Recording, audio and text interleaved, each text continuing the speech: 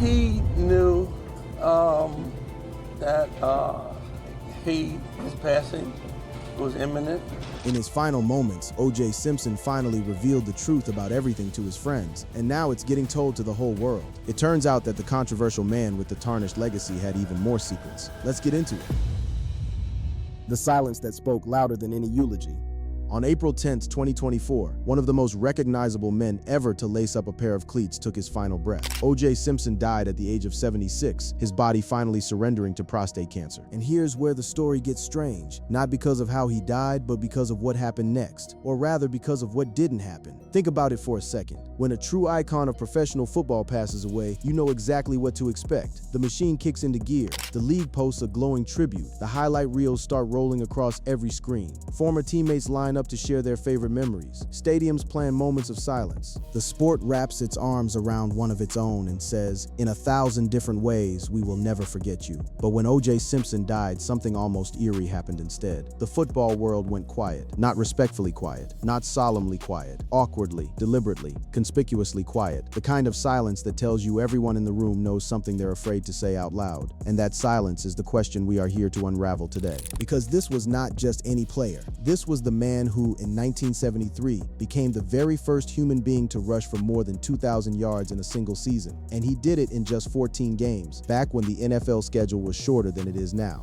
By every cold statistical on-the-field measure, O.J. Simpson belongs in the conversation with the greatest running backs to ever live. So why did the league he helped define treat his death like a secret it would rather not acknowledge? Let's start at the very top, with the league office itself. The NFL did not issue a single personal statement or heartfelt tribute. On its own website, the same website that lovingly produces video montages and warm remembrances when other legends pass, Simpson's death was reported using nothing more than standard, sterile news agency copy with no highlight reel and no extended praise. The most powerful sports league on the planet, reporting the death of a record-breaking Hall of Famer, sounded about as emotional as a weather bulletin. And according to reporting at the time, the league had no plans to say anything more on the matter. Now you might think, well, maybe the league is just bureaucratic and cold. Surely his old teams would step up. Surely the franchises that built statues to his greatness, the cities that once chanted his name on Sunday afternoons, surely they would say something. They didn't. Consider the Buffalo Bills, the team where Simpson did his most legendary work, the team where he shattered that 2,000-yard barrier and turned a snowy blue-collar football town into the center of the sporting universe. When the news broke, the Bills offered no official statement, posted nothing on social media, and made no public acknowledgement whatsoever. And here's the detail that makes it almost surreal.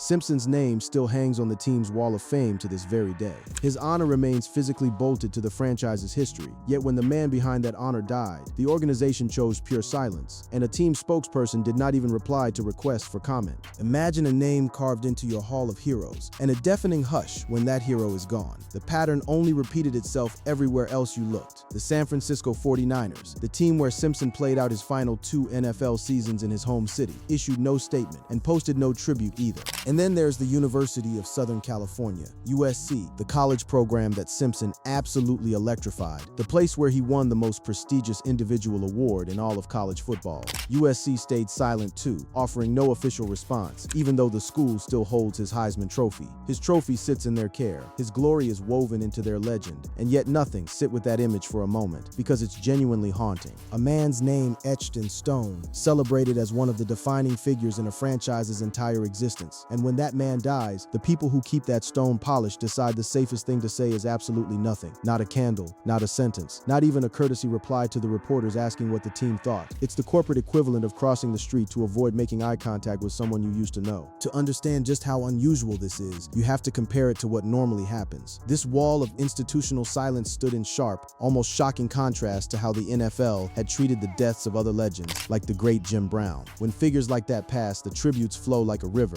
With Simpson, the river ran dry. And that contrast tells you everything about how completely the controversies of his later life had pushed him outside the warm, familiar narrative the league likes to tell about itself. So was there anyone willing to formally mark his passing on the record? Yes, exactly one institution. And the way it chose its words is a masterclass in careful surgical caution. The Pro Football Hall of Fame offered the most formal acknowledgement of all, but but it was strictly, narrowly, almost defensively limited to his playing career. Hall of Fame President Jim Porter released a statement, and listened closely to how every single sentence stays locked inside the white lines of a football field. He said O.J. Simpson was the first player to reach a rushing mark many thought could not be attained in a 14-game season when he topped 20 yards. His on-field contributions will be preserved in the Hall's archives in Canton, Ohio. Read that again, because what is not in it matters as much as what is. The statement deliberately avoided any mention of his legal issues or anything that happened in the rest of his life. It is a tribute built like a fortress, with walls designed to keep the football in and keep everything else out. The Hall of Fame found a way to honor the record without ever touching the man,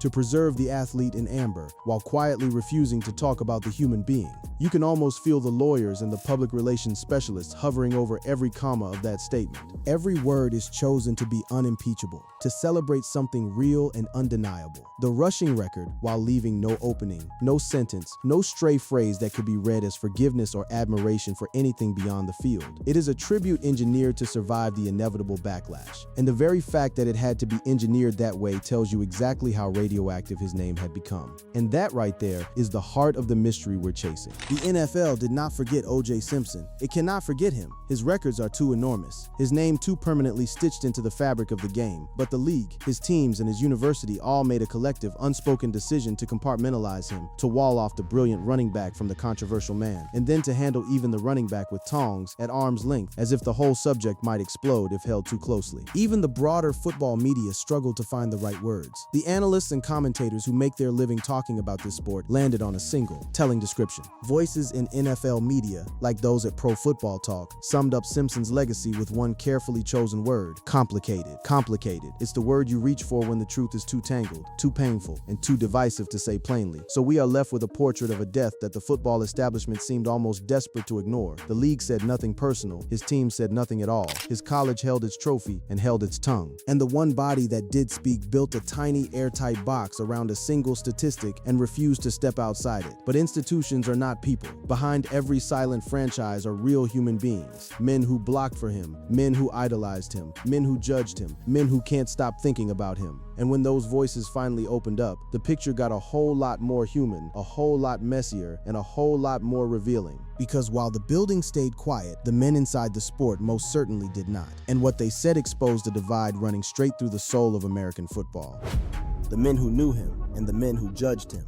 If the institutions of football handled O.J. Simpson's death with the cold precision of a legal department, the players handled it like human beings, which is to say messily, emotionally, and in wildly different directions depending on who was talking. And the deeper you go into their reactions, the more you realize you're not listening to one conversation at all. You are listening to at least three, layered on top of one another, each one belonging to a different generation and a different relationship with the man. Start with the people who actually knew him, the teammates who shared locker rooms, road trips, and the grind of an NFL season with the real flesh and blood O.J., long before he became a punchline, a verdict, and a national wound. Their words carry a weight that no younger fan's reaction ever could, because they aren't reacting to a headline. They're mourning a person they once lived beside. Take Joe DeLamielleure, the Hall of Fame offensive lineman who literally cleared the path for Simpson's greatest runs in Buffalo. His reaction was raw, conflicted, and astonishingly honest, the kind of thing you can only say about someone you genuinely shared a life with. He didn't pretend it was simple. DeLamielleure said, "I'm sad because when people die, you go, oh God, that's terrible. But what happened to him? And maybe he brought it upon himself, but he was an icon in the nation. He did a lot for the black race, even though he didn't know it, he was a groundbreaker." Look at how that sentence twists and turns sadness, then a hard acknowledgement that the man may have brought his fate on himself, then a reach back toward respect and legacy. That is what grief sounds like when it's complicated by everything that came after. And tellingly, DeLamielleure described how their relationship had grown into an outstanding one after some early tensions, the way real friendships are forged over time rather than handed out for free. Another Buffalo teammate, Booker Edgerson, painted that same picture of a bond built slowly. Edgerson recalled, "We really didn't get along in the beginning, but eventually we became roommates and everything. So we had an outstanding relationship. We did a lot of things together. We went through a lot when he had his good years in Buffalo." These are not the words of men defending a celebrity. They're the words of men remembering a roommate, a colleague, a guy they went through a lot with during the best years of their athletic lives. For the teammates, the silence of the franchises must have felt almost unbearable because they knew the human being the buildings refuse to name. Now jump forward a generation, and the conversation changes completely. Because the younger players, the running backs who grew up watching grainy footage of number 32 slicing through defenses, never knew the man at all. They only knew the legend on film, and so their reactions tended to do something the teammates couldn't quite do: cleanly separate the artist from everything else, sometimes to a degree that left a lot of people uncomfortable. The clearest example is Le'Veon Bell, the former star running back who fired off a reaction so blunt it almost dares you to argue with it. Bell wrote, "Rip OJ, he knew how to run that damn ball. I don't care about none of the other BS." There it is, stripped to the bone, pure reverence for the runner. Total dismissal of everything else as the other BS. For a generation of ball carriers, Simpson wasn't a defendant, he was a blueprint. And this is the crucial thing to understand about that younger generation. For a teenager who picked up a football in the years after the trial, O.J. Simpson, the criminal defendant, was almost ancient history, a black and white news event that happened to other adults in another era. But O.J. Simpson, the running back, lived on forever in the place where these athletes actually studied their craft, the film room. On tape, the verdicts don't exist. On tape, there is only the cut, the burst, the impossible balance, the 2,000 yards. So when these players speak about him, they are not being callous so much as they are speaking from inside a completely different relationship, one built entirely out of footage, where the man was never anything but magnificent. You hear the same instinct from Todd Gurley, the former Rams running back, whose tribute was almost tender in its affection for the player. Gurley referred to Simpson warmly as Uncle O and called him his favorite RB, keeping the focus squarely on the on-field accomplishments. Uncle O, a nickname soaked in admiration, offered without a flicker of hesitation about the rest of the story. And a wave of others kept it short and simple. Players like Jevon Holland, Eric Ebron, and Darius Slayton posted plain, "Rest in peace" messages, the digital equivalent of a respectful nod, neither celebrating nor condemning, just acknowledging that a giant of the game was gone, but not every player who chose to speak up did so to praise the runner. Some used the moment to push back against the world itself, and one of the most striking reactions came from former player Torrey Smith, who turned his attention not to Simpson, but to how the media was treating him in death. Smith, while making clear he was not a big OJ guy, blasted the way outlets were handling the coverage, writing, "The amount of journalists, media companies that are using OJ's court pictures to announce his death is disgusting. Regardless of what you may think about him, he was innocent in court and has kids out here. Y'all have no respect." It's a fascinating intervention, because Smith isn't defending the man's character. He's defending a kind of basic human dignity in death, and reminding everyone that there are surviving children watching all of this unfold in real time. And then we arrive at the third group, the most pointed of all. The former players who become media heavyweights, the men whose entire job is to render judgment on camera. They didn't get to hide behind nicknames or short tributes. They had to take a stand, and several of them refused to let the football overshadow the rest. The sharpest of those voices belonged to ESPN's Stephen A. Smith, who declined to soften anything. He looked straight at the legacy question and refused to pretend the records were the whole story. Smith reiterated his belief in Simpson's guilt and argued the legacy is defined far more by the murders than by the football, saying, "Most people believe that he committed those murders. I believed he was guilty." For Stephen A., the 2,000-yard season is a footnote. The off-field events are the headline, and no amount of athletic brilliance gets to bury that. A more reflective, conflicted take came from Shannon Sharpe, the Hall of Fame tight end turned hugely influential media personality. Sharpe didn't reach for a simple verdict either. On his nightcap show, Sharpe has expressed an inability to fully embrace Simpson, pointing to what he saw as a lack of meaningful community involvement after Simpson rose to fame. Yet at the same time, in earlier discussions, he had pushed back against the impulse to harshly celebrate someone's death. It's a genuinely human balancing act, refusing to lionize the man, while also refusing to gloat over a grave. And when you stack all these voices on top of one another, the grieving teammates, the reverent young runners, the offended defenders of dignity, the unflinching judges, a single undeniable truth comes into focus. The split in how football's people see O.J. Simpson is not random. It runs along clear lines. The men who knew him as a person carried complicated affection. The men who only knew him as highlights celebrated the highlights. And the men whose job is judgment delivered judgment. This is what experts and commentators have long understood about Simpson. He functions almost like a mirror. The whole saga has been described as a kind of Rorschach test, an inkblot onto which Americans project their own views about justice, race, and policing. That divide, exposed and intensified by his trial, didn't fade. It persisted for decades and rippled into the conversations of the modern era. What you see when you look at O.J. Simpson says as much about you as it does about him. So the players told us that the divide exists and roughly where the fault lines run, but they couldn't fully tell us why a record-breaking, beloved, all-American hero became the most polarizing figure his sport has ever produced. To answer that, we have to go back to a summer night in 1994 that split his life and arguably the country into a clean before and after. Why the legacy refuses to die. To understand why the most powerful league in sports treated a record holder's death like a live grenade, you have to rewind the tape all the way back to the night everything changed. Because the silence of 2024 was simply the long echo of a sound that first detonated 30 years earlier. On June 12, 1994, the story stopped being about football forever. Nicole Brown Simpson, O.J.'s ex-wife, and her friend Ronald Goldman were found stabbed to death outside her Brentwood condominium, and Simpson quickly became the primary suspect. What came next is burned into the memory of an entire generation. On June 17, 1994, Simpson led police on a now infamous low-speed chase in a white Ford Bronco, an unbelievable spectacle watched live by millions of stunned Americans before he was arrested and charged with 2 counts of first-degree murder. The hero was now the hunted, and the country could not look away. What followed earned a nickname that has never been topped, the trial of the century. Running from January 24th to October 3rd, 1995, and televised nationally, the trial gripped the public and forced into the open the rawest issues in American life: race, celebrity, domestic abuse, and the science of forensic evidence. Simpson assembled a defense so famous it got its own name. His so-called dream team, including legendary attorneys Johnny Cochran and Robert Shapiro, relentlessly attacked the prosecution's case, hammering at claims of LAPD misconduct and racial bias, especially around Detective Mark Fuhrman, and producing the single most quoted line in courtroom history: "If the glove don't fit, you must acquit." And then came the moment that stopped the nation cold. Simpson was acquitted on both murder counts. The estimated audience for that verdict was a staggering 150 million people, and the result split the country down racial lines, celebrated by many black Americans as a victory against a biased justice system, and seen by many white Americans as a miscarriage of justice enabled by wealth and fame. But the legal story was far from over, and the next chapter is crucial to understanding why he could never be fully embraced again. In February 1997, the families of the victims won a civil case, where a jury found Simpson liable for the 2 deaths and ordered him to pay roughly $33.5 million in damages. Here is the piece that haunts the whole legacy.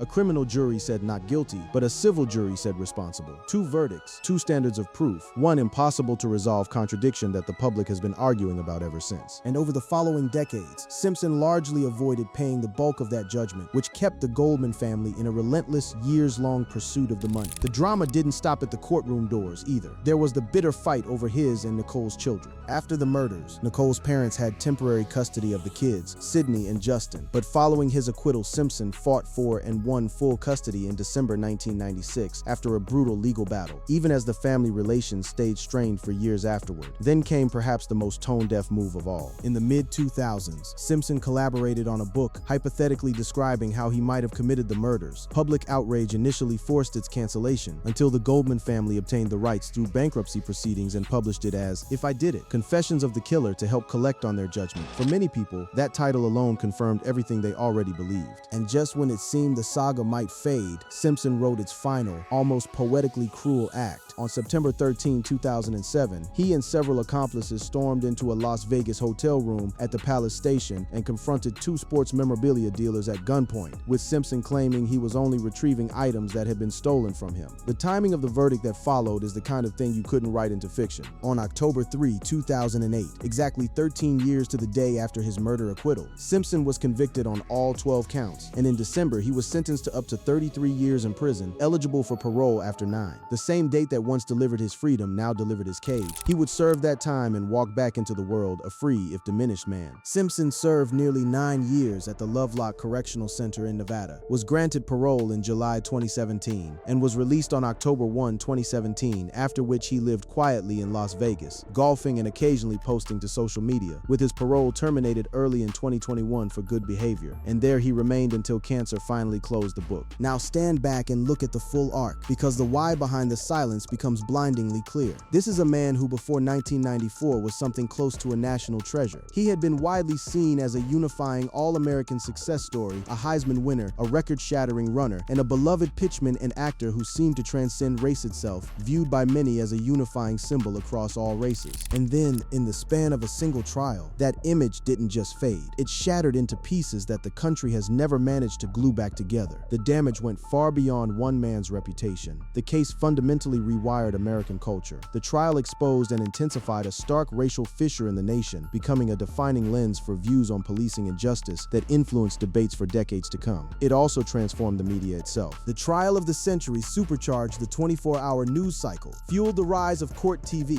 and helped turn court proceedings into pure entertainment spectacle, permanently changing how trials are covered. And through defense attorney Robert Kardashian, Simpson. The saga even seeded one of the most famous families in modern reality TV. The man became a cultural permanent fixture in the worst possible way. Simpson turned into endless fodder for books, films, award-winning documentaries like O.J. Made in America, and lasting references in shows from South Park to Saturday Night Live. So now we can finally answer the question that started all of this. Why did the NFL, the Bills, the 49ers, and USC go silent? Because there is no clean way to celebrate this man. His football legacy, the Hall of Fame bust, the records, was permanently tarnished. And while the Pro Football Hall of Fame acknowledged his on-field feats, the off-field reality overshadowed them so completely that the league's response to his death was deliberately muted. To deliver a full-throated tribute would have been to invite the entire firestorm, the victims, the verdicts, the racial wounds, the grieving families, into the league's carefully managed public image. So the institutions chose the only path that felt safe. Honor the statistic, ignore the soul, and hope the moment passed quickly. Which brings us at last to the real question buried in our title. Is his legacy really dead? The honest answer is no, and that's precisely the problem. A dead legacy is one that fades, one that the world quietly forgets. Simpson's legacy did the opposite. It calcified into a permanent symbol. Nearly 30 years after the trial, his death produced reactions ranging from rip to a legend focused purely on football, to raw outrage over what many still see as injustice for the victims, with America's persistent racial gaps and how it views justice on full display. The football world tried to bury the man while preserving the runner, but you cannot perform that surgery cleanly, because the two were always the same person. In the end, O.J. Simpson's story became a cautionary tale about fame, race, and accountability. Its effects still actively shaping American conversations about media, justice, and identity long after his passing. The NFL and its stars may have shunned him, compartmentalized him, walled him off behind a single sterile statistic about rushing yards. But shunning a legacy is not the same as killing it. They didn't end the conversation, they just refused to join it. And as long as a single record stands, a single documentary plays, and a single American argues about that 1995 verdict, O.J. Simpson's legacy will remain stubbornly, uncomfortably, undeniably alive,